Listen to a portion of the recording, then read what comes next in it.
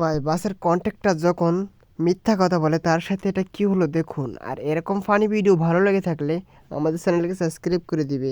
এই যাইবেন নি ক্লক টাওয়ার বিমা শক্তি পিক পচিনক ফ্যাক্টরি। এই যে চলে গেল একদম ফাঁকা বাস, পুরাই ফাঁকা। কে কই যাইবেন তাড়াতাড়ি করে চলে আসেন। আরে চান্দু, তোমাদের বাসের সিট ফাঁকা আছে নাকি? যাউন যাইবো। আরে ভাই, বাসের সিট তো পুরাই ফাঁকা, বাসে একজন প্যাসেঞ্জারও নাই, কিন্তু আপনারা উঠবেন লগে লগে বাসটা টান দিয়ে দিমু। কও কি চান্দু, পুরা বাস ফাঁকা? ওফ, আজকে তো আমার পাখিরে লইয়া বাসের পিছন সিটে বইয়া রোম্যান্স করতে করতে যাবো।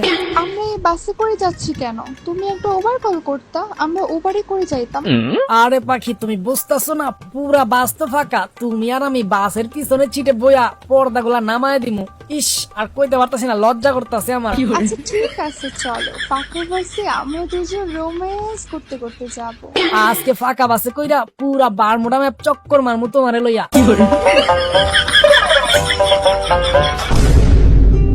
ওই চান্দু কন্ট্রাক্টর, কই গেলি তুই? তুই না বললি পুরা বাস ফাঁকা? এইখানে তো পা রাখারই জায়গা নাই। আরে ভাই, সামনে টপিকে গেলে পুরা বাস ফাঁকা হয়ে যাবো, সব প্যাসেঞ্জার সামনে নাইমা যাইবো। No, no.